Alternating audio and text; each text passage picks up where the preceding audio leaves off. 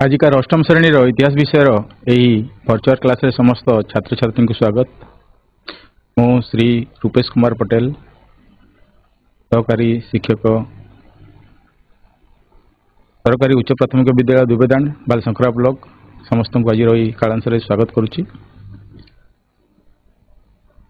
तो यह पूर्वर आमे हमर प्रथम इतिहास प्रथम अध्याय जो भारत रे कंपनी शासन प्रतिष्ठा से विषय जो चार्टा भाग अच्छी से भितर आम ब्रिटिश शासन प्रतिष्ठा पूर्व भारत राजनैतिक अवस्था विषय आलोचना कर सारी, वाणिज्यवाद और व्यावसायिक संघर्ष विषय भी आलोचना करछे। तो आज जो तृतीय भाग अच्छी जोड़ा कि भारतीय शासक मान सहित साम्राज्य विस्तार पर संघर्ष ये विषय आज आम आलोचना करवा। ता पूर्वर जो विषय गुड़ाक आम पढ़ी सारी से विषय को किसी मन पकेबा एवं से विषय में केतोटी प्रश्न पचारुची से प्रश्न गुड़ाकर उत्तर देवाई चेष्टा करवा। हम समस्ते क्यों देशर प्रथम प्रश्न है क्यों देशर बणिक मैंने भारत रू जिनिस किणी से जिनिस गुड़ाक रोम बणिक मान बिक्री करते जिते यूरोपीय देशर लोक मैंने आसी नथिले ता पूर्वर कौ देशर लोक मैंने भारत रू विभिन्न जिनिस को क्रय करिकी सेमाने रोम बणिक मान बिक्री करते। मन पकेबा पूर्व पाठ जो आम पढ़ीचे चेष्टा करवा कहवाई माने भारत जो वाणिज्य कारोबार चलता कौ माने भारत जिनस किणिकी आमर रोम बणिक मान बिक्री करते। बिजली खमन हाईस्कल कहे नुआगाँ कहे नुआगाँ हाईस्कल ठीक अच्छे मुझे कहीदे आरबीय व्यवसायी माने भारत जिनस कि नहीं से रोम बणिक मान बिक्री करते। द्वितीय प्रश्न है 1453 ख्रीष्टाब्द तुर्की माने केउ अंचल दखल कला परे भारत सहित यूरोप वाणिज्य कारोबार हो पार नथिला स्थलपथरे। 1453 ख्रीष्टाब्द तुर्की माने केउ अंचल दखल कला परे भारत सहित स्थलपथरे यूरोप वाणिज्य कारोबार हो पारा नहीं। कहवा जो स्कूल आम जो जाचु माने यूरोप और एशिया जो बॉर्डर एरिया अच्छी से बॉर्डर एरिया गोटे अंचल अच्छी से अंचल को दखल करा परे माने यूरोप सहित भारत स्थलपथरे वाणिज्य कारोबार हो पार ना तुर्की माने दखल कर नहीं। जदि कहीपर हाथ उठेबा बा सीधा सड़क कहवा उत्तर ठीक अच्छे ताहले से अंचल हूँ आमर कन्स्टान्टिनोपल जोटा कि तुर्की माने दखल करने पर स्थलपथरे यूरोप सहित भारत वाणिज्य कारोबार हो पार ना ठीक अच्छे। तापरे परवर्ती प्रश्न है कौ कौ यूरोप देशर लोके जलपथ दे भारत सहित वाणिज्य कारोबार करथिले। जेतेबेले स्थलपथरे वाणिज्य कारोबार बंद हो गला कौ कौ देशर बणिक माने भारत को जलपथ देकी वाणिज्य कारोबार आरंभ करथिले। चेष्टा करबा कहबा पई जेतु हमर पूर्व आलोचना ही सारी विषय गुड़ाक ठीक अच्छे ताहले इंग्लैंड रू आसथिले, हॉलैंड रू आसथिले, फ्रांस रू आसथिले, पोर्तुगाल रू आसथिले, डेनमार्क एमती यूरोपीय देशर बणिक माने जलपथरे भारत को वाणिज्य करने आसथिले। ताहले आज आमे आज जो विषय वस्तु अच्छी भारतीय शासक मान सहित साम्राज्य विस्तार पर संघर्ष से विषय आज आमे आलोचना करवा। जेहेतु माने कन्स्टान्टिनोपल को अधिकार कला परे माने भारत सहित यूरोपीय मान वाणिज्य कारोबार बंद हो गला जोटा कि पूरा गोटे प्रकार व्यवसाय बंद हो गला कहले चले। तापर यूरोपीय माने चिंता कले जे जलपथरे वाणिज्य करने एवं अनेक देशर लोके वाणिज्य करने को आसिले एवं परवर्ती समय वाणिज्य करू करू से माने ए देश रे शासन करने ए देशर जो से तत्कालीन जो राजा सम्राट बा जो शासक मान थिले तांको सहित से माने पुणी संघर्ष जारी रखिले एवं भारत को अख्तियार करने माने चाहिए। से क्रम जो अलीवर्दी खां जे कि से समय जड़े शासनकर्ता थे से आमर 1740 ख्रीष्टाब्द 1756 ख्रीष्टाब्द पर्यंत बंग बिहार ओडिशा शासनकर्ता होते जोड़ा आम मेप देखा पाउथबा एठी आमर ओडिशा बिहार बंग आउ एठी आम खंडिया बंग देखुछु जोटा कि एबे जो बांग्लादेश अच्छी से समय भारतर अंश थिला। तो ये मोटामोटी ये सब अंचल को मिसईकरी बंग प्रदेश कहुला। एटी आम फोटो देखा पाऊा अलीवर्दी खाँ जी कि से समय आमर बंग बिहार ओडिशा जो अंचल से अंचल शासनकर्ता थे। तापरे अलीवर्दी खाँ 1556 ख्रीष्टाब्द एप्रिल मास 9 तारिख में मृत्युवरण करने नाती जो दौला बंगर नवाब हेले अर्थात से अंचल जो ओडिशा बिहार और पश्चिम बंग जो अंचल से अंचल नाती सिराजु दौला बंगर नवाब हेले।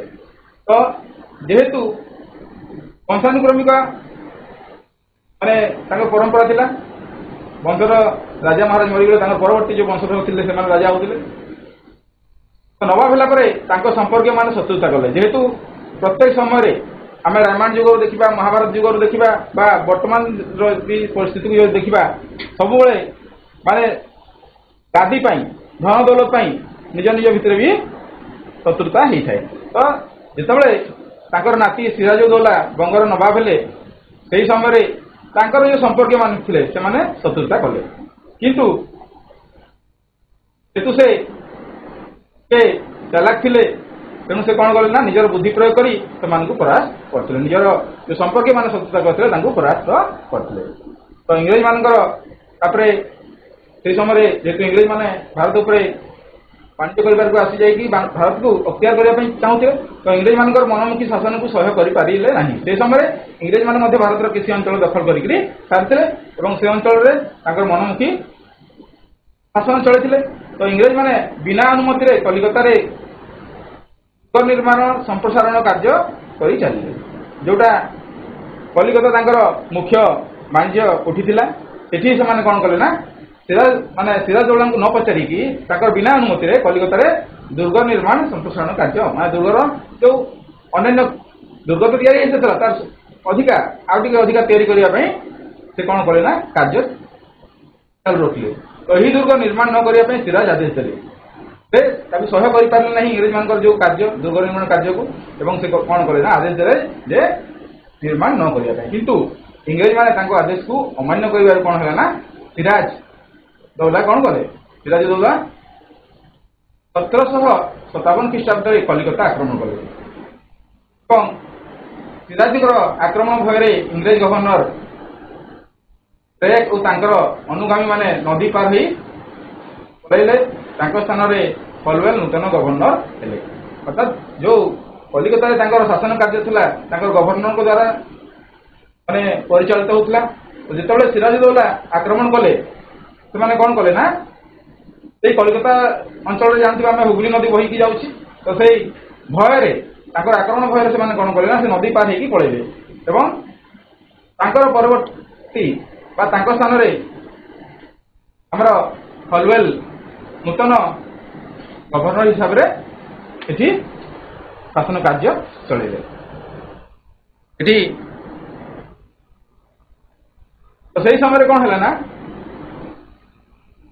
सिराज हलवेल और अन्य केते जन को माने जेतु हलवेल परवर्ती गवर्नर जनरल हेले तो से कौन कले ना जेतु से परास्त होते पराजित हो सारी तो से समय से कौन कले ना माने सिराज कौन कले ना हलवेल और अन्य केते जन को 25 जून 1756 रे फोर्ट विलियम दुर्ग मध्य 18 फुट लंबर और 14 फुट 10 इंच प्रस्तर एक अंधकार कोठरी मध्य 146 जन इंग्रेज मान बंदी कर रखी जेहेतु कम जगार 146 जन रे कौ भाव से रखी कौ परिस्थिति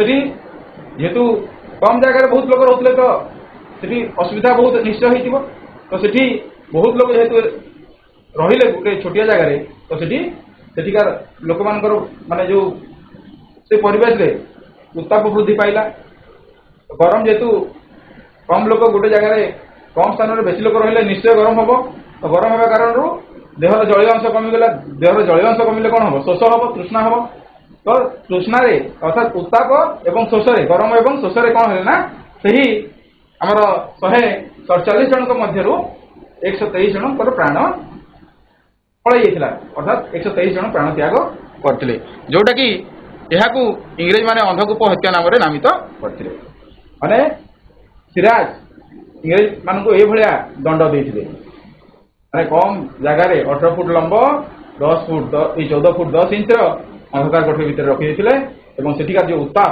ଏବଂ ଶୋଷରେ ବା ତୃଷ୍ଣାରେ ସେମାନଙ୍କ ମଧ୍ୟରୁ 123 ଜଣ ପ୍ରାଣତ୍ୟାଗ କରିଥିଲେ, ଯୋଉଟାକି ଆମର ଇତିହାସରେ ମାନେ ଅନ୍ଧକୂପ ହତ୍ୟା ନାମରେ ଏହାକୁ ନାମିତ କରିଛନ୍ତି।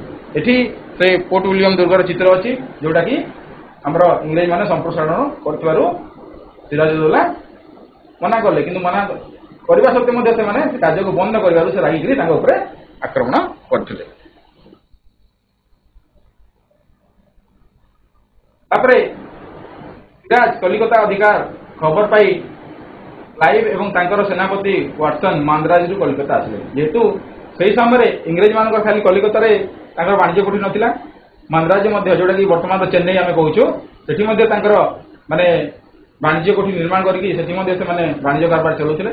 ତ ସେହି ବିଭିନ୍ନ ସ୍ଥାନରେ ଭାରତର ଯୋଉଠି ତାଙ୍କର ମାନେ ବାଣିଜ୍ୟ କାରବାର ଚାଲୁଥିଲା ଏବଂ ବାଣିଜ୍ୟ କୋଠି ସବୁ ନିର୍ମାଣ ହେଇଥିଲା, ଯେଉଁ ଅଞ୍ଚଳ କିଛି ଅଞ୍ଚଳ ସେମାନେ ଦଖଲ କରିଥିଲେ, ସେଠି ତାଙ୍କର କିଛି ଲୋକ ରହୁଥିଲେ।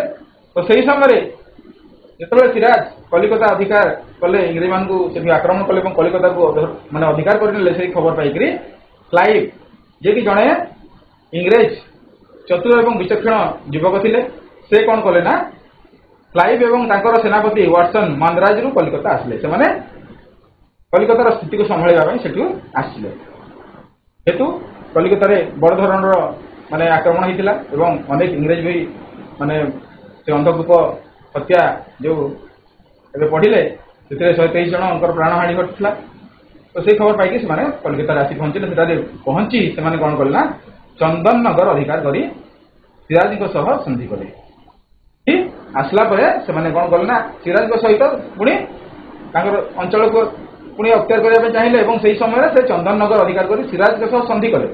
ତାଙ୍କ ସହିତ ସନ୍ଧି ହେଲା। ସନ୍ଧି କରିବା ଫଳରେ କ'ଣ ହେଲା ନା ଇଂରେଜମାନେ କଲିକତାରେ ଦୁର୍ଗ ନିର୍ମାଣ କରିବାକୁ ଅନୁମତି ପାଇଲେ। ଯେହେତୁ କ୍ଲାଇଭ୍ ଏବଂ ତାଙ୍କର ସେନାପତି ୱାଟସନ୍ ତାଙ୍କର ସୈନ୍ୟବଳ ଧରିକିରି ସେମାନେ ସିରାଜଙ୍କୁ ସେଠି ପରାଜିତ କଲେ। କରିବା ଫଳରେ କ'ଣ ହେଲା ନା ଦୁଇ ଜଣଙ୍କ ଭିତରେ ସିରାଜଦୌଲା ଏବଂ ଇଂରେଜମାନଙ୍କ ସହିତ ସନ୍ଧି ହେଲା। ସନ୍ଧି ହେବା କାରଣରୁ କ'ଣ ହେଲା ନା ସିରାଜଦୌଲା ଯେଉଁ କଲିକତାକୁ ଅଧିକାର କରିଥିଲେ ତାକୁ ସେ ଇଂରେଜମାନଙ୍କୁ ଫେରାଇ ଦେଇଥିଲେ ଏବଂ ଦୁର୍ଗ ଯେଉଁ ନିର୍ମାଣ କରିବା ପାଇଁ ସେ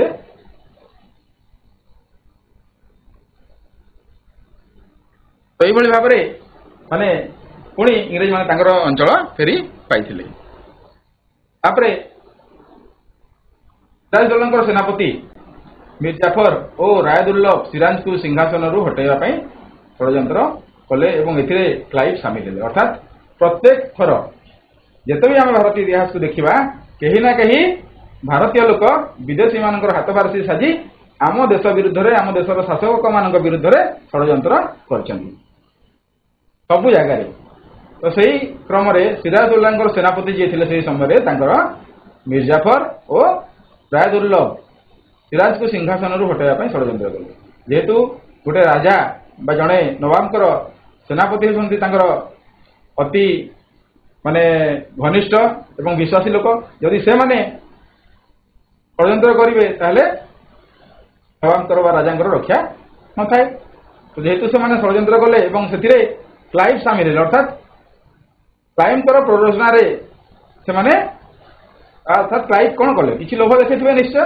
ତ ଲୋଭ ଦେଖେଇଲା ପରେ ସେମାନେ କ'ଣ କଲେ ନା ସିରାଜଉଦ୍ଦୌଲାଙ୍କୁ ହଟାଇବା ପାଇଁ ଷଡ଼ଯନ୍ତ୍ର କଲେ ଏବଂ ସିରାଜକୁ ହଟାଇ ମିର୍ଜାଫରଙ୍କୁ ନବାବ କରାଇବା ପାଇଁ ପ୍ରତିଶ୍ରୁତି ଦେଲେ। ଅର୍ଥାତ୍ ଏଠି କ୍ଲାଇଭ୍ କ'ଣ କଲେ, ଯେହେତୁ ଇଂରେଜମାନେ ବହୁତ ଚତୁରତା ସହିତ ଭାରତକୁ ମାନେ ଆସିଥିଲେ ବାଣିଜ୍ୟ କରିବା ପାଇଁ ଏବଂ ପରବର୍ତ୍ତୀ ସମୟରେ ଗୋଟେ ପରେ ଗୋଟେ ରାଜା ମହାରାଜକୁ ହଟାଇକିରି ଭାରତର ସମସ୍ତ ଅଞ୍ଚଳକୁ ଦଖଲ କରିନେଇଥିଲେ ଏଇଭଳି ଭାବରେ। ତ ସେମାନେ ଇଂରେଜ କ୍ଲାଇଭ୍ କ'ଣ କଲେ ନା ସିରାଜକୁ ହଟାଇ ମିର୍ଜାଫରଙ୍କୁ ନବାବ କରାଇବା ପାଇଁ ପ୍ରତିଶ୍ରୁତି ଦେଲେ, ଯାହାଫଳରେ କି ମିର୍ଜାଫର ସିରାଜଦୌଲା ସହିତ ବିଶ୍ୱାସଘାତ କରିଥିଲେ। ଆମେ ଚିତ୍ର ଦେଖୁଥିବା ଏଠି କ୍ଲାଇଭ୍ଙ୍କର ଚିତ୍ର ଅଛି, ଏଠି ରାୟଦୁର୍ଲଭ ଏବଂ ଏପଟେ ମିର୍ଜାଫର। ଏଇ ତିନି ଜଣ ଯାକ ମିଶିକିରି କ'ଣ କଲେ ନା ସିରାଜଦୌଲାଙ୍କୁ ଶାସନ ଗାଦିରୁ ହଟାଇବା ପାଇଁ ଷଡ଼ଯନ୍ତ୍ର କଲେ। ତାପରେ ପରବର୍ତ୍ତୀ ସମୟରେ ହେଲା ସେ ଯୁଦ୍ଧ ପଲାସି ଯୁଦ୍ଧ ନାମରେ ଜାଣୁଛୁ।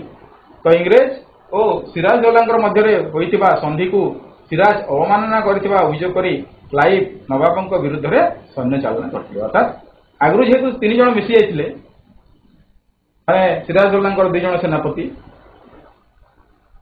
ଏବଂ ଇଂରେଜ ମାନେ, ସେମାନେ କଣ କଲେ ନା କୌଣସି ନା କୌଣସି ଗୋଟେ ବାହାନା ନିଶ୍ଚୟ କରିବେ।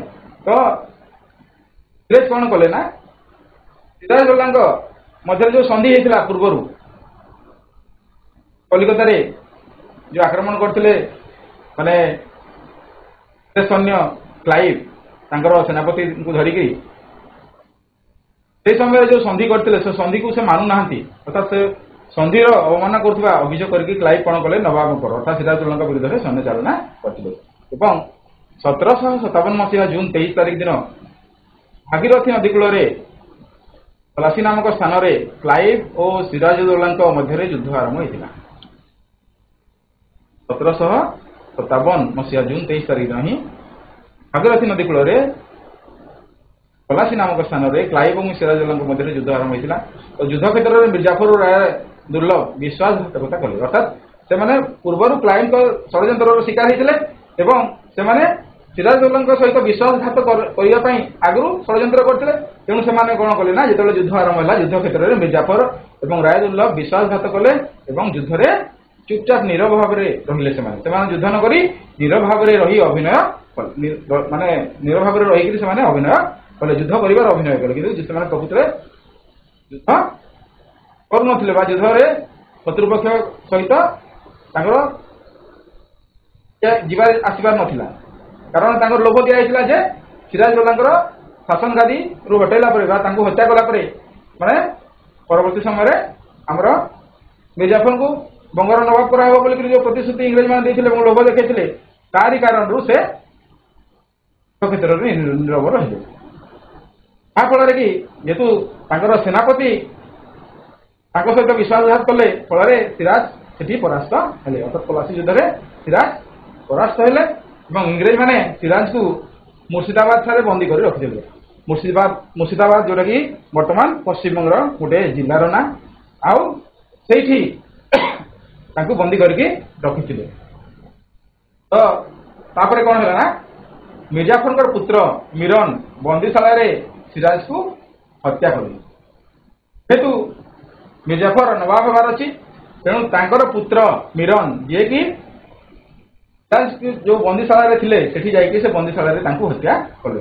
ତ ଏହି ଯୁଦ୍ଧ ପଲାସି ନାମକ ସ୍ଥାନରେ ହେଇଥିବାରୁ ଏହାକୁ ପଲାସି ଯୁଦ୍ଧ କୁହାଯାଏ।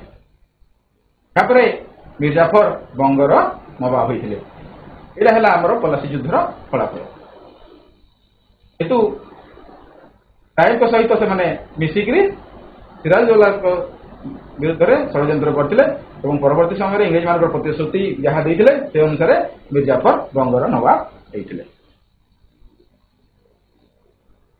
ଆମେ ଦେଖୁଥିବା ଭାଗୀରଥୀ ନଦୀ ଆଉ ପଲାସି ଯୁଦ୍ଧ ସମୟର ଯୋଉ ଚିତ୍ର। ତାପରେ ଆସିଲା ଆମେ ମିର୍ଜାଫର ଯେହେତୁ ବଙ୍ଗର ନବାବ ହେଲେ, ତ ମିର୍ଜାଫରଙ୍କ ବିଷୟରେ ପୁଣି ଟିକେ ଜାଣିବା। ତ ମିର୍ଜାଫର ନବାବ ହେଲା ପରେ କ୍ଲାଇଭ ଓ ଅନ୍ୟାନ୍ୟ ଇଂରେଜ କର୍ମଚାରୀ ମାନଙ୍କୁ ପ୍ରଚୁର ଅର୍ଥ ପ୍ରଦାନ କରିଥିଲେ। ଯେହେତୁ ତାଙ୍କୁ ନବାବ କରିଦେଲେ ସେମାନେ, ତ ତା ପ୍ରତିବଦଳରେ ନିଶ୍ଚୟ ଖୁସି ହେଇକି ଦେବାକୁ ପଡେ। ତ ସେଇ ହିସାବରେ ମିର୍ଜାଫର କଣ ହେଲେ ନା ନବାବ ହେଲା ପରେ କ୍ଲାଇଭ ଓ ତାଙ୍କର ଅନ୍ୟାନ୍ୟ ଇଂରେଜ କର୍ମଚାରୀଙ୍କୁ ପ୍ରଚୁର ପରିମାଣରେ ଅର୍ଥ ପ୍ରଦାନ କରିଥିଲେ। ତାପରେ ଇଂରେଜ ମାନଙ୍କୁ 24 ପ୍ରଗଣା ଅଞ୍ଚଳକୁ ଜମିଦାରୀ ରୂପେ ଦେଇଥିଲେ। ସେଠି କିଛି ଅଞ୍ଚଳ ଯୋଉ 24 ପ୍ରଗଣା ଅଞ୍ଚଳ ଯୋଉ ବଙ୍ଗର ସେ ଅଞ୍ଚଳକୁ କଣ କରିଥିଲେ ନା ଇଂରେଜ ମାନଙ୍କୁ ହସ୍ତାନ୍ତର କରିଥିଲେ। ଯୋଉ ଜମିଦାରୀ କରିବା ପାଇଁ ସେଠିକା ଜମିଦାର ହିସାବରେ ତାଙ୍କୁ ସେ ଅଞ୍ଚଳକୁ ଦାନ କରିଥିଲେ। ତାପରେ କଣ ହେଲା ନା କର୍ମଚାରୀ ମାନେ କମ୍ପାନୀର କର୍ମଚାରୀ ମାନଙ୍କୁ ସନ୍ତୁଷ୍ଟ କରିବା ପାଇଁ ବାରମ୍ବାର ଅର୍ଥ ଦେବାକୁ ପଡୁଥିବାରୁ ତାଙ୍କର ଆର୍ଥିକ ଅବସ୍ଥା ଶୋଚନୀୟ ହୋଇପଡ଼ିଲା। ପ୍ରଥମ ଥର ତ ଯାହା କ୍ଲାଇଭ ଏବଂ ଅନ୍ୟାନ୍ୟ କର୍ମଚାରୀ ମାନଙ୍କୁ ସେ ଦେଲେ ପ୍ରଚୁର ଧନ, କିନ୍ତୁ ପରବର୍ତ୍ତୀ ସମୟରେ ମଧ୍ୟ କମ୍ପାନୀର କର୍ମଚାରୀ ଥିଲେ ତାଙ୍କୁ ସନ୍ତୁଷ୍ଟ କରିବା ପାଇଁ, ଯେହେତୁ ତାଙ୍କ ଦ୍ୱାରା ସେ ନବାବ ହେଇଥିଲେ ତ ତାଙ୍କୁ ସନ୍ତୁଷ୍ଟ କରିବାକୁ ପଡୁଥିଲା। ବା ଇଂରେଜ କମ୍ପାନୀ ମାନେ ବି ତାଙ୍କୁ ବା ତାଙ୍କଠାରୁ अर्थ आशा करुले तेणु तांको बारंबार अर्थ देवाक पड़ुला जहाँफल कि से अर्थ दे जो निजर राज्यर आर्थिक अवस्था शोचनीय हो पड़ा अर्थात से माने इंग्रेज मान को देवी सबू धन संपत्ति सारी दौले तो एपरिक निजर जो सैन्य मैंने थे सैन्य मान को दरमा देवाई से असमर्थ हेले अर्थात इंग्रेज मान को संतुष्ट माने चाहूले लुठन करने केते देवे जिते देला पर भी मन संतुष्ट होना तो एमती से दे निजर आर्थिक स्थिति को खराब करदे एमती अवस्था को आसिले निजर जो राज्यर जो निजर अंचल से अंचल जो सैनिक मान से रखी दरमा समय कौन है ना क्लाइव पुणी इंग्लैंड को फेरीगले क्लाइव समस्त को संभाल के रखी तो क्लाइव जो इंग्लैंड को फेरीगले इंग्रेज कर्मचारी माने अधिक विशृंखलित होई अधिक अर्थलोभरे मिर्जाफर को सिंहासन रु विताड़ित कर जामाता मीर कासिम को सिंहासन में बसै जिते क्लाइव इंग्लैंड को फेरीगले तो से गोटे प्रकार क्लाइव समस्त को के रखी तो क्लाइव पलैगला समस्ते माने अनुशासन को मानिले ना विशृंखलित हेले अधिक अर्थ माने मिर्जाफर को मागिले जो मिर्जाफर ताहा देबारे असमर्थ हेले निजर असमर्थता प्रकाश कले से कौन कले ना जो सिंहासन रु हटाई जामाता मीर कासिम को सिंहासन में बसै मिर्जाफर को शासन रु हटाई दिगला।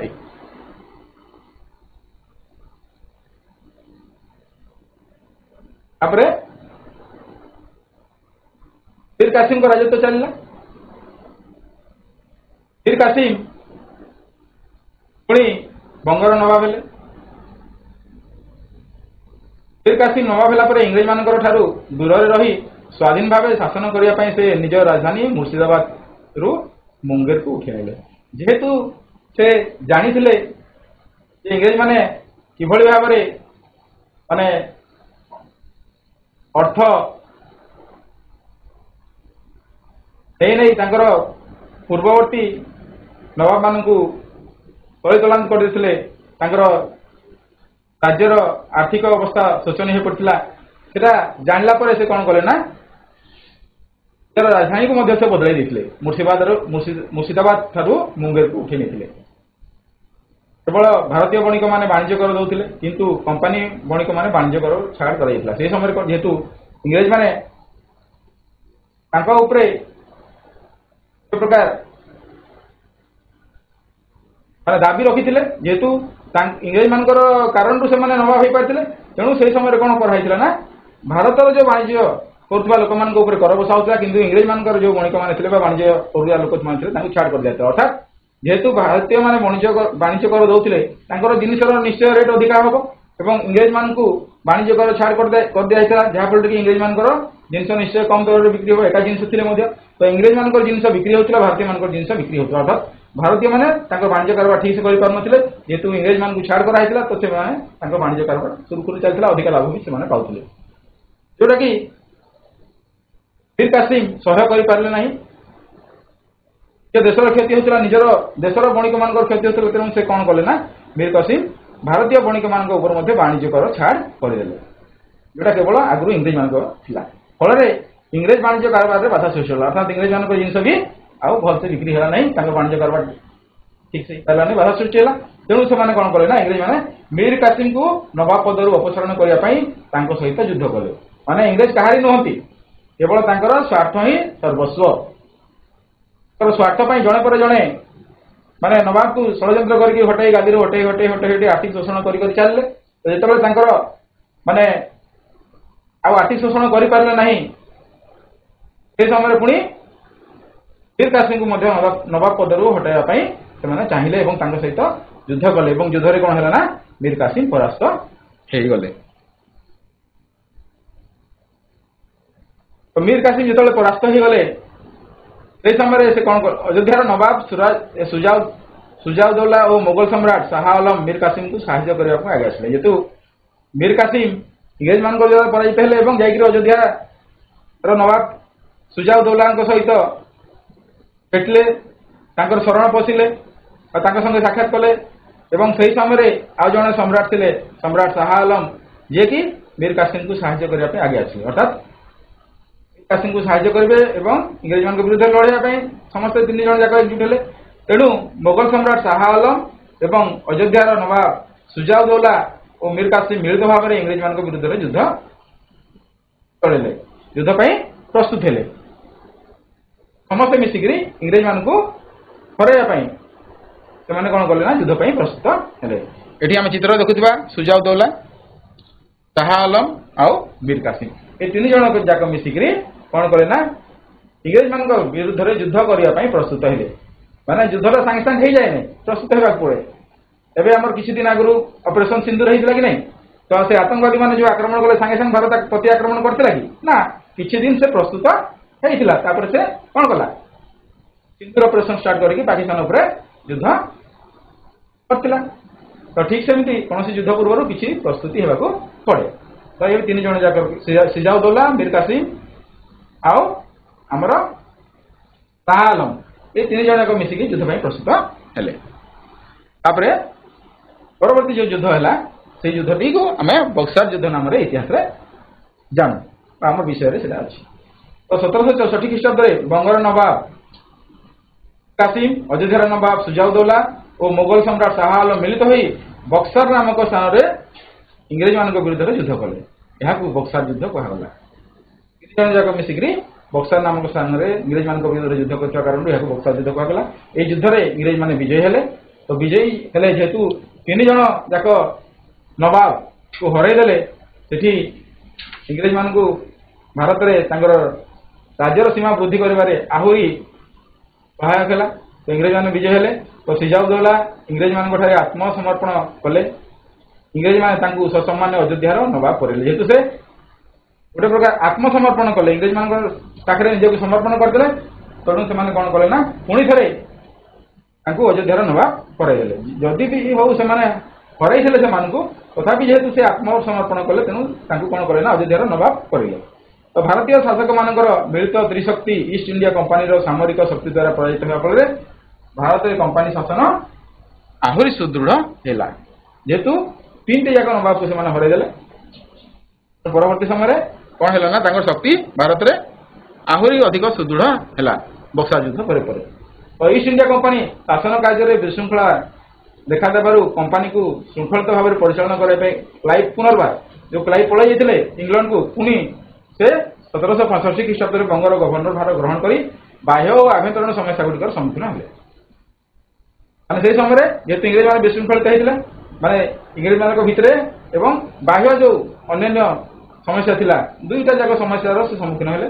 ତ ସମସ୍ୟା ଗୁଡ଼ିକ କ'ଣ କ'ଣ ଥିଲା? କାଉନସିଲର ସଦସ୍ୟମାନଙ୍କର ଏଜେନ୍ସି ପ୍ରଥା ରଦ୍ଦ କଲେ। ଆସିଲା ପରେ ସେ କ'ଣ କଲେ ନା ଯେଉଁ କାଉନସିଲର ସଦସ୍ୟମାନଙ୍କର ଏଜେନ୍ସି ପ୍ରଥା ଥିଲା ତାକୁ ରଦ୍ଦ କଲେ। କାଉନସିଲର ସଦସ୍ୟମାନେ କିମ୍ବା କର୍ମଚାରୀମାନେ କୌଣସି ଉପହାର କିମ୍ବା ସୁବିଧା ଗ୍ରହଣ କରିପାରିବେ ନାହିଁ। ତ ବିଭିନ୍ନ ସମୟରେ ସେମାନଙ୍କୁ ଯେଉଁ କାଉନସିଲର ଏବଂ କୌଣସି କର୍ମଚାରୀମାନେ ଥିଲେ ତାଙ୍କୁ ବିଭିନ୍ନ ସମୟରେ ବିଭିନ୍ନ ଉପହାର ବା ସୁବିଧା ଯେଉଁ ଦିଆଯାଉଥିଲା ସେ ତାଙ୍କୁ ଦିଆଯାଇପାରିବ ନାହିଁ ବୋଲିକି ସେ ଘୋଷଣା କଲେ। ତାପରେ କର୍ମଚାରୀମାନେ ଅବୈଧ ବାଣିଜ୍ୟ ବ୍ୟବସାୟକୁ ବନ୍ଦ କରିଦେଇଥିଲେ। ଯେହେତୁ ଇଂରେଜ କର୍ମଚାରୀମାନେ ତାଙ୍କର ନିଜ ଇଚ୍ଛା ଅନୁସାରେ ନିଜର ଇଚ୍ଛା ମୁତାବକ ସେମାନେ ବାଣିଜ୍ୟ କାରବାର ଚଳାଉଥିଲେ, ଯେଉଁଟାକି ସେ ବନ୍ଦ କରିଦେଇଥିଲେ। ତାପରେ ସାମରିକ କର୍ମଚାରୀମାନେ ପାଉଥିବା ଭତ୍ତା ପ୍ରଥାର ପରିବର୍ତ୍ତନ କରାଗଲା। ସେହି ସମୟରେ ଇଂରେଜମାନଙ୍କର ଯେଉଁ ସୈନିକମାନେ ଥିଲେ ତାଙ୍କର କର୍ମଚାରୀମାନେ ବିଭିନ୍ନ ଯେଉଁ ପାଉଥିବା ଭତ୍ତା, ସବୁ ଭତ୍ତାର ଯେଉଁ ବିଭିନ୍ନ ନୀତି ନିୟମ ଥିଲା ସେଇ ସବୁ ମଧ୍ୟ ପରିବର୍ତ୍ତନ କରାଇଥିଲେ। ତାପରେ ବକ୍ସାର ଯୁଦ୍ଧ ପରେ କ୍ଲାଇଭ୍ ସୁଜାଉଦ୍ଦୌଲାଙ୍କ ସହିତ 1765 ଖ୍ରୀଷ୍ଟାବ୍ଦରେ ଏକ ଚୁକ୍ତି ସ୍ୱାକ୍ଷର କରିଥିଲେ। ଏହି ଅନୁସାରେ ଅଯୋଧ୍ୟାର ନବାବ କୋରା ଏବଂ ଆହ୍ଲାବାଦ ଇଷ୍ଟ ଇଣ୍ଡିଆ କମ୍ପାନୀ ହାତକୁ ହସ୍ତାନ୍ତର କଲେ। 2ଟା ଅଞ୍ଚଳ ମାନେ ଇଂରେଜମାନଙ୍କର ଯେଉଁ ଇଷ୍ଟ ଇଣ୍ଡିଆ କମ୍ପାନୀ ଥିଲା ସେ କମ୍ପାନୀକୁ ହସ୍ତାନ୍ତର କଲେ। ଯୁଦ୍ଧର କ୍ଷତିପୂରଣ ବାବଦରେ ନବାବ ଇଂରେଜମାନଙ୍କୁ 50 ଲକ୍ଷ ଟଙ୍କା ଦେବାକୁ ରାଜି ହେଲେ। ଯେହେତୁ ଯୁଦ୍ଧରେ ସେ ପରାଜିତ ହେଇଥିଲେ, ତ ଯୁଦ୍ଧର ଯେଉଁ କ୍ଷୟକ୍ଷତି ବାବଦକୁ ଇଂରେଜମାନେ ତାଙ୍କର ପକ୍ଷରୁ କ୍ଷତିପୂରଣ ଭରଣା କରିଥିଲେ, ଆଉ ସେ ବାବଦକୁ 50 ଲକ୍ଷ ଟଙ୍କା ସେ ଦେବାକୁ ରାଜି ହେଇଥିଲେ।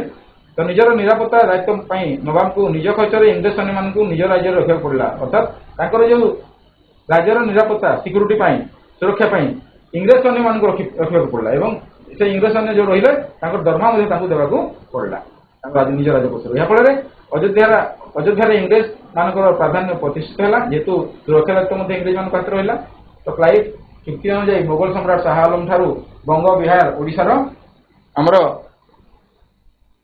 देवानी लाभ कले या द्वारा यही अंचल राजस्व आदाय भार कंपानी निज हाथ को नेला देवानी माने जमी संबंधी जो अधिकार निज हाथ को नेला जहाँफल कि से अंचल राजस्व जो राज्यर जो टिकस से टिकस कंपानी हाथ रहा से टिकस आदाय कर सुजोग पाइला आम पढ़ी देवानी और फौजदारी तो देवानी माने जमी संबंधी तो आज जो विषय वस्तु थिला सरला एबे आमे किछि मूल्यांकन प्रश्न आलोचना करिबा ए प्रश्न आमे देखुतिबा डिजिटल बोर्ड रे प्रथम प्रश्न हैला शून्यस्थान पूरण कर डैश मसिया रे सिराज और क्लाइव के मध्य युद्ध होइतिला कहबा टिके शीघ्र डैश मसिया रे सिराज और क्लाइव के मध्य युद्ध होइतिला रोहणीपड़ा गवर्नमेंट हाई स्कूल कहबा शीघ्र समय कम अच्छी तमें देखिने 1757 मसीह इंग्रेज माने सिराज को डैश ठारे बंदी कर रखिथिले इंग्रेज माने सिराज को डैश ठारे बंदी कर रखिथिले बंगर को जगह रखाइथिला एबे आलोचना करछि हमें मुर्शिदाबाद ठारे मुगल सम्राट शाह आलम अयोध्यार नवाब सुजाउद्दौला और डैश मिलित होई इंग्रेज मान विरुद्ध रे युद्ध कले तो सेठी किए मिसिले